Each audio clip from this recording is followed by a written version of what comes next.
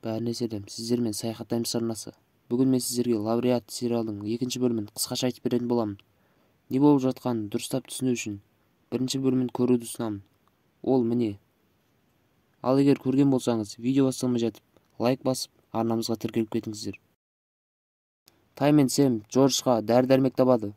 Сол кезде олардың алдынан қылыш тісі жолбарыс шығады. Біреуін тоқтата алды, бірақ одан кейін басқасы шығады. Осы уақытта Райли Джорджтың жарасының нашарлай бастағанын көреді.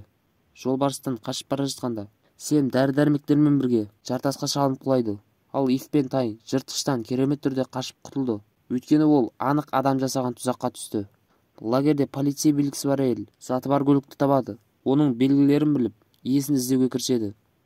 Әкелерін қасқыр жеп қойған қыздардан оны көрдіңдер ме деп сұрайды.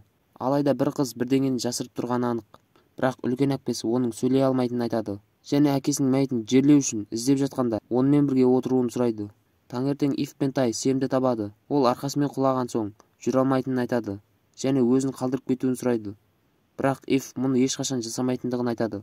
Және екеуі бірге оны алып, баяу жылдамдықпен артқа қарай жылжиды. Скотт қызға әкесін табуға көмектесуді ұйғарады. Және олар бір із табады. Сэмге жолды жалғастыру қиынға соғады. Және ол дәрі-дәрмектермен не істеу керектігін айтады. Тай мен Сэм қалады, ал қыз әрі қарай жолды жалғастырады. Джордж Райлимен дос болып алды. Тіпті ол әзілдеп те үлгерді. Ив дәрі-дәрмектермен оралып, емдеуді бастайды.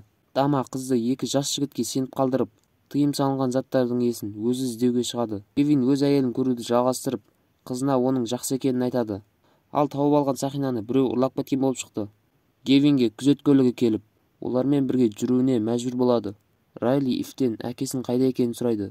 Ал Ив не болғанын айтып береді. Қыз үшін бұл, олар өз баласы үшін әкесін өлуге қалдырған сияқты көрінді. Бірақ оның жағдайы жақсы. Тай оған жүруге көмектеседі. Бірақ оның аяғын қозғалту қиын. Қуанышымызға орай олардың алдынан тағы бір ер адам шығады. Бұл кезде Скотт шұңқырға бара жатқан түйелерді көреді. Және оларды бір өлімнен сақтап қалады. Бұл жағдай оны ойландырады. Олар қыздың әкесінің мәйітін тастардың арасына тапты. Және тастардың біртүрлі салынғанын байқайды. Спецслужбалар із-түссіз жоғалғандардың қайда кеткені туралы Кевиннен барлығын айтып беруін сұрайды. Кевин өзінің ұшағы апатқа ұшырағаннан кейін ол бұл көріністерді көре бастады. Ал ұшақ құлаған жер сол шұңқырды құраған екен. Ал сақинаны арнайы қызметтер ұрлап кеткен. Ең таңғаларлығы, оны зерттей келе, олар Кевин тапқан сақинаның жасы 12.000 жыл деген қорытындыға келген. Қайтып келген әпкесі телефоннан видеоны көрген үшін кенжесіне ашуланады. Және оған қатты айқайлайды. Және кішісі сөйлей алады екен. Бұл екеуі бірдеңені жасырып отыр.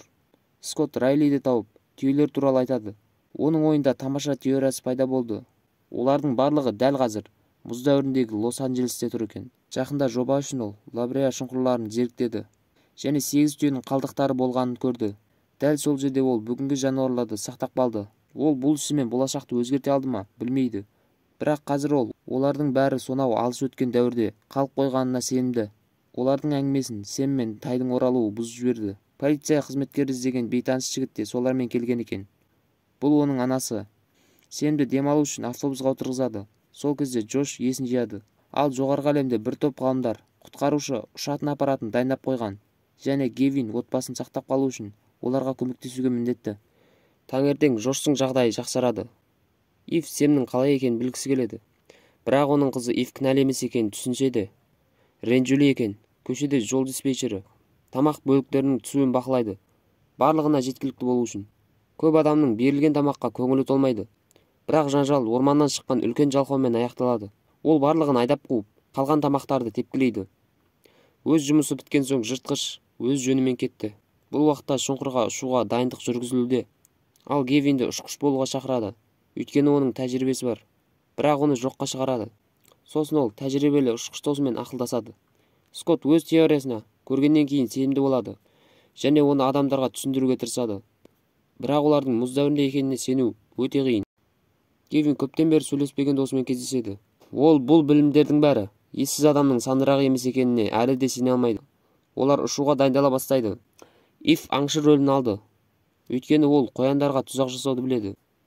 Ол фермада өскендіктен көп нәрсені біледі. Ашынған полицияна ұлын орманнан тауып алады. Және онымен сөйлесуге тырысады. Бірақ баласы оны көргісі келмейді. Дегенмен ол жергілікті тұрғындар тапқан тұзақты көрсетеді. Ол не болып жатқан білгісі келеді. Лагерде Райли әкесінен оның қал жағдайын сұрайды. Оған ол аяғы сезбей қалғанын айтады. Егер жұлынға басатын майды алып тастамаса, ол мәңгілікке мүгедек болып қалады. Және оған тек Райли көмектесе алады. Ол ауруды басатын дәрі-дәрмек табу керек. Осы уақытта Ифтің тұзағы жұмыс істеп, қоянды ұстап алады. Бірақ бұл оларға бұйырмаған екен. Өйткені олардың алдынан үлкенірек аң шығады. Иф аюды қоянмен алаңдатуға тырысады, бірақ ол бәрібір олардың артынан жүреді. Содан кейін олар қандай да бір үңгірге тығылады. Ал аю ішке кіріп үлгермей, үңгір бітеліп қалады. Үңгірде олар бір-бірімен үнемі жанжалдасып жүретін анасы мен баласын кездестіреді. Райли Джош пен Скоттан ауруды басатын дәріні табуға көмектесуін өтінеді. Бірақ олардың ойына тек дилердің қоймасынан алу керек дейді. Сен бұл ауруға өте жақсы көмектеседі дейді. Бірақ ең бастысы оны асырып алмау. Ол операцияны басқара алды. Таблетка керемет әсер етеді, және Сэм не істеу керектігін түсіндіреді. Бұл уақытта үңгірдегі топ шығуға болатын жол табады. Тай мүмкіндікті пайдаланып, су астына сүңгіп кетеді. Біраз уақыттан кейін ол шығудың жолын және тағы бір нәрсе тапқанын хабарлайды. Кевиннің досы шұңқырда аман қалғандардың атынан ұшуға дайын.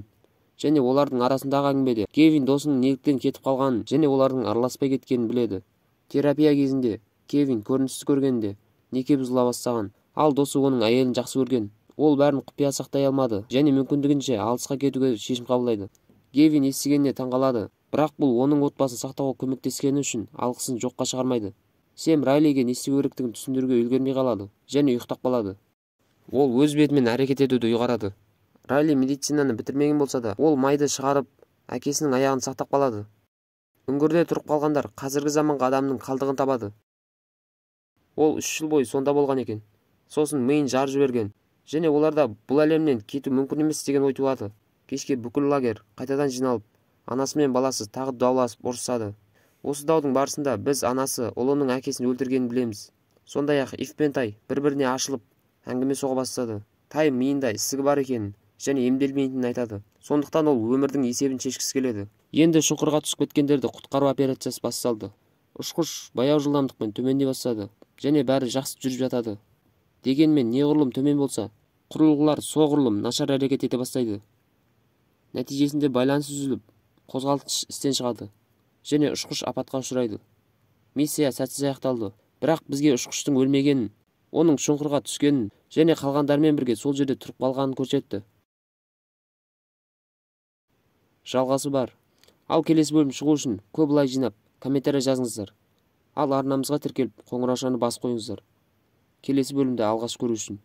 Сіздермен бірге болған Саяхаттаймыз арнасы.